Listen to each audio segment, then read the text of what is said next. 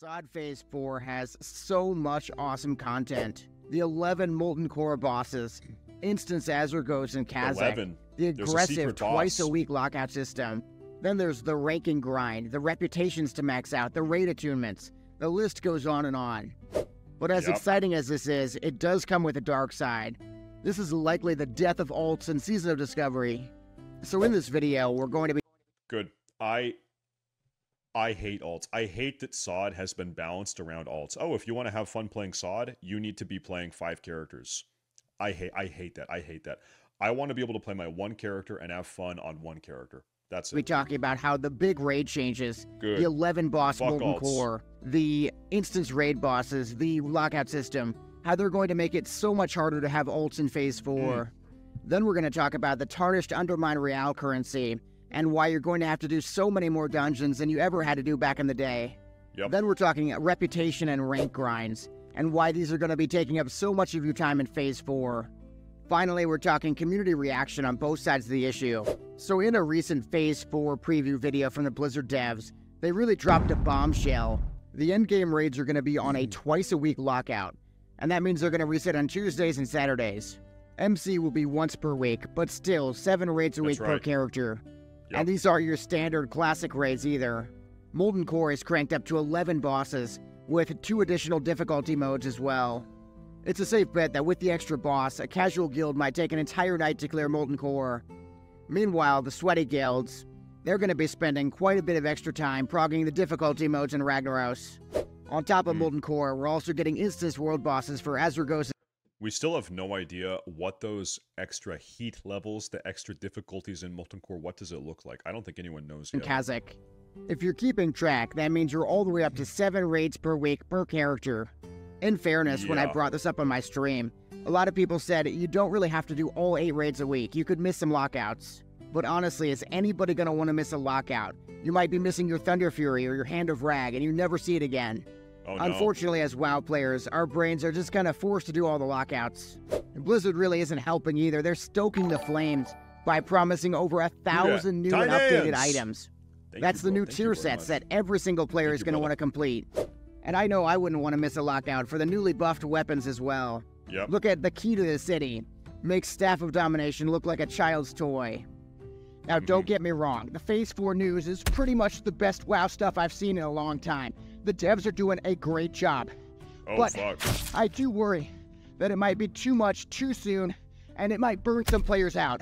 Later. For reference, in Cataclysm, just hitting those 3 raids a week, it really takes up all my free time. But now in Phase 4... This is the thing to do with Cataclysm, though, is just not play it. Like, seriously.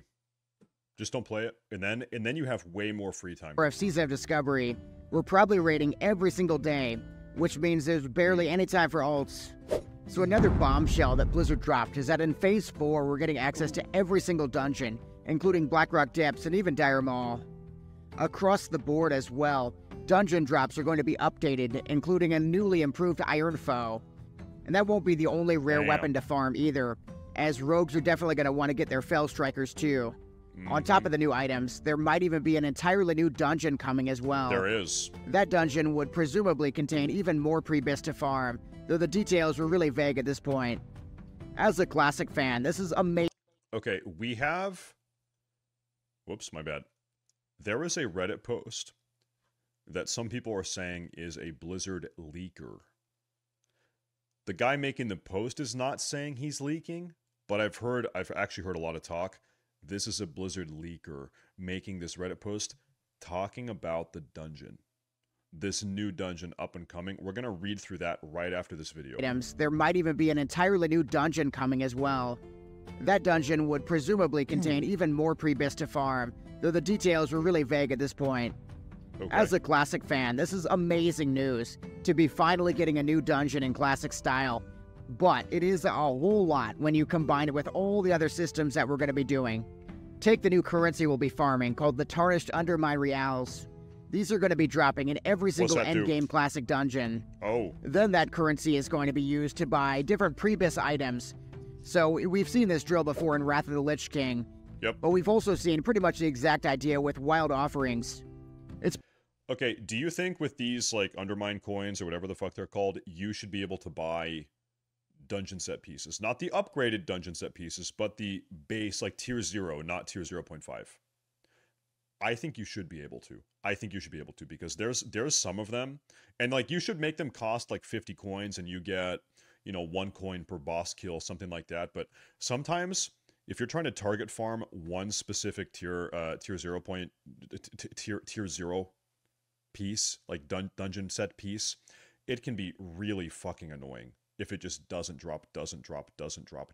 It can be so fucking annoying. Pretty clear to me that this would be bringing back the World Tour idea from back in Wrath of the Lich King, which some people liked, but other people thought was a little too overwhelming.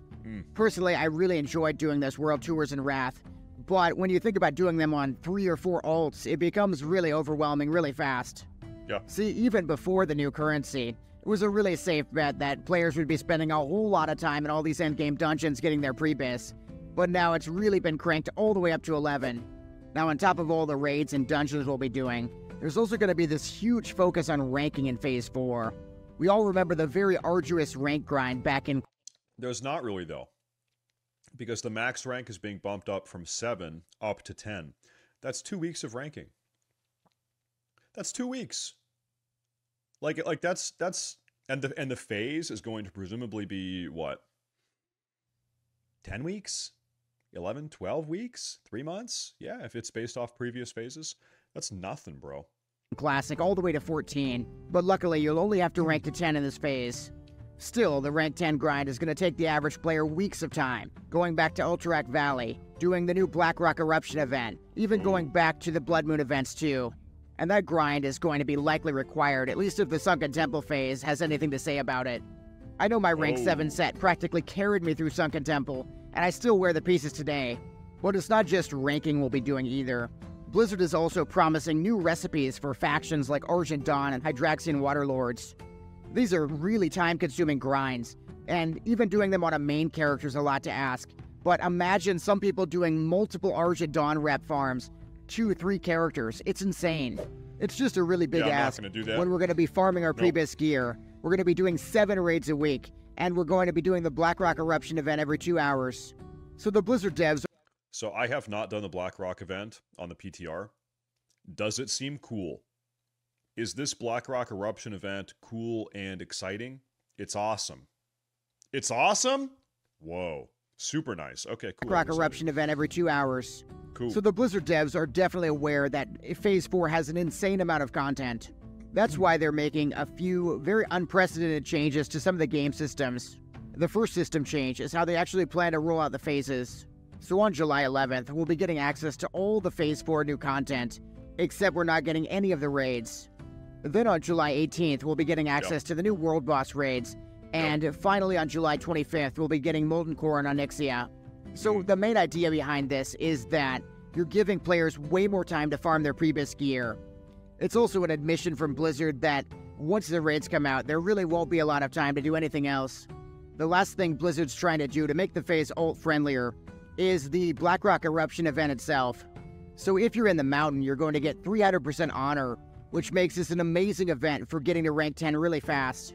Yeah. Meanwhile, if you're out of the mountain, you can do all the... I still think, okay, let's talk ranking. What's the ranking meta? 300% honor, Blackrock Mountain event. I think most people are going to want to get exalted with Ultrak Valley. So it's like, yeah, you get so much bonus honor in the Blackrock Mountain. And by the way, that honor bonus is specifically in Blackrock Mountain. The event is taking place in, like, Searing Gorge and Burning Steps later on. Searing Gorge. It's only in the mountain specifically. Inside of the interior of the mountain, you get the bonus honor. I think given everyone wants Ultrak Valley rep, people probably just spam Ultrak Valley all day. Like, that bonus honor in the mountain is kind of inconsequential because a really big prize people want is Ultrak Valley Exalted. These different daily quests every single day. You can get nearly 2,000 Thorium Brotherhood rep and 2,000 Hydraxian Waterlords. It's going to be a really nice way for us to get a bunch of rep on our alts. So with all the Phase 4 content announcements, we got quite a bit of community feedback as well on both sides of the issue. The first big tweet came from content creator Sarth, and it's concerned about how very sweaty players are actually going to finish the rank 10 grind very early on, which means that the Blackrock PvP, the Blood Moon PvP, the Battlegrounds, they may not have a huge population in Phase 4. Now, while this is definitely valid if you only play one character, if you have a lot of alts, I do think you're going to have more than enough PvP content. Then there was a forum post from a Grend talking about the raid lockout system and how they're moving it from 8 lockouts a week to 7. Now, personally, I still think 7 lockouts a week is a little bit excessive, especially if you play a bunch of alts, but we'll just have to wait and see. We also got a really unique suggestion on Reddit from Appropriate, and he thought of the idea of using the Tarnished Undermine Real currency to be able to purchase different world buffs. Oh. I just really thought that was a unique idea. I'd love to hear your thoughts in the comments. So we've talked about how the...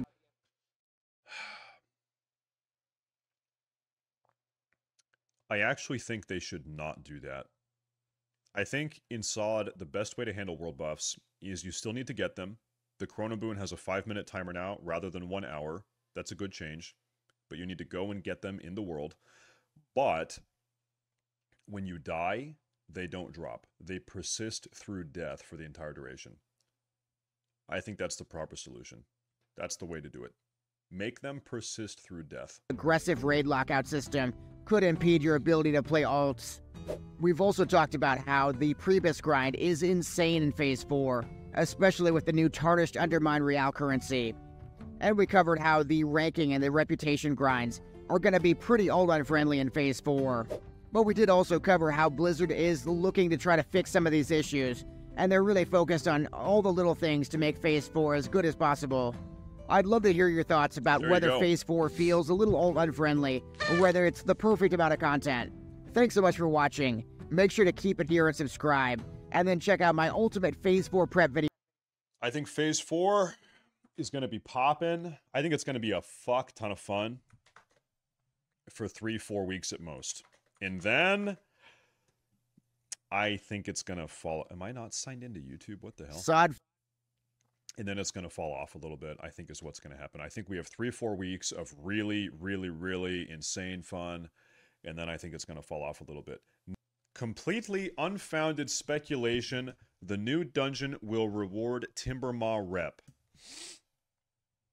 Disclaimer. Blizzard have said nothing to this effect. It's just me joining some speculative dots. So we know that Blizzard are updating the profession recipes granted by Argent Dawn, Thorium Brotherhood, Hydraxian Warlords, and Timbermaw Hold. We also know that Blizzard is adding a new event to Searing Gorge and the Burning Steps, the Blackrock Eruption. Look what this person is doing. This person is a book reader. Look at the way that they're listing their fucking citations here. This is actually so incredibly based. Good for them. This is a high IQ person. You can tell, at least they know how to read a book. Okay. The intention of this event is an optional activity for players to do each day to earn additional Thorium Brotherhood and Hydraxian Waterlord's reputation, should they choose to do so. Now I'm thinking about the citation, though. Is this like default Reddit format? Like, does Reddit do this automatically for you, or did this person do this on their own? I don't know. I don't browse a lot of Reddit, so I have no idea. Maybe that's just standard, and it happens automatically if you drop a link. I don't know. Anyway. Okay, let's continue reading. Given the new recipes being added, it makes sense to provide players with alternative ways to earn reputation with these factions. Interestingly, this event seems to be targeted at 2 reputations which otherwise don't have alternative ways to build reputation, like running dungeons.